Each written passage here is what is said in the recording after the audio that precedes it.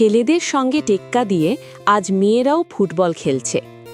একসময় খেলাধুলার জগৎকে প্রধানত ছেলেদের ক্ষেত্র বলে মনে করা হতো।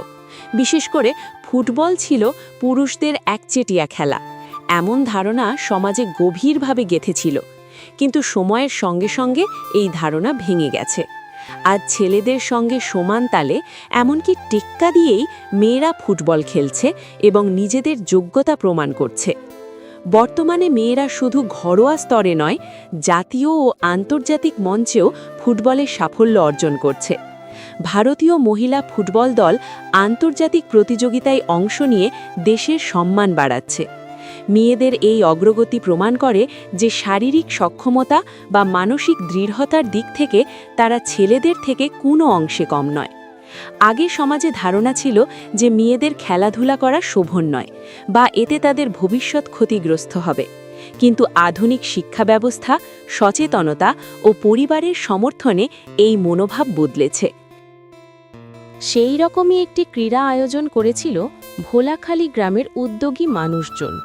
তাদের উদ্দেশ্য ছিল শুধু পুরুষ নয়, মহিলারাও যেন কাঁধে কাঁধ মিলিয়ে সমান তালে পুরুষের সঙ্গে এগিয়ে যেতে পারে। ৬০ জন মহিলা ভলেন্টিয়ার্স ও প্রায় ৫০ জন পুরুষ ভলেন্টিয়ার্সের সহযোগে এই খেলাটি পরিচালিত হয়েছে। এই খেলাতে অংশগ্রহণ করেছে সিভিক ভলেন্টিয়ার্সে যোগদান করা কিছু নামি দামি মহিলা খেলোয়াড়। দূর দূরান্তের খেলাপ্রেমী মানুষজন ছুটে আসে এই খেলাটি উপভোগ করতে। এই মুহূর্তে যে মহিলা ভলেন্টিয়ার্সগুলোকে আপনারা খেলার বিরতিতে সারিবদ্ধভাবে প্লাকার্ড হাতে এগিয়ে আসতে দেখছেন, তাদের সকলে উদ্দেশ্য একটাই, বলতে চাইছে একই কথা। ১. মোবাইল শিশু বিকাশের প্রতিবন্ধকতা। ২. গর্ভবতী মায়েরা আগামী প্রজন্মের স্রষ্টা। ৩. পানীয় জল অপচয় বন্ধ করুন। ৪. বাল্যবিবাহ আইনগত অপরাধ। ৫. আমরা সবাই পণ প্রথার বিরুদ্ধে। ৬. রক্তদান শ্রেষ্ঠ দান। ৭. গাছ লাগান প্রাণ বাঁচান। ৮. রাম রহিম ২ ভাই, চলো মোরা পড়তে যাই।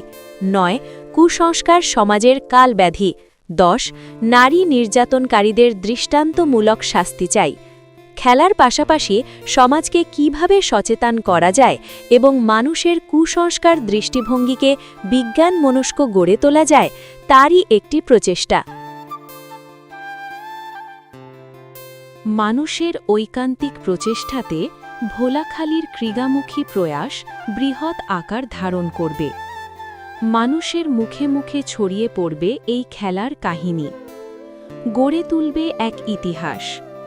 পরবর্তী প্রজন্মকে দিয়ে যাবে এক সুস্থ স্বাভাবিক পরিবেশ, যেখানে থাকবে না কোনো জাতিভেদ, থাকবে না কোনো লিঙ্গভেদ। পুরুষের সঙ্গে নারীও কাঁধে কাঁধ মিলিয়ে সমাজে এগিয়ে যাবে উন্নতি সাধন করার জন্য।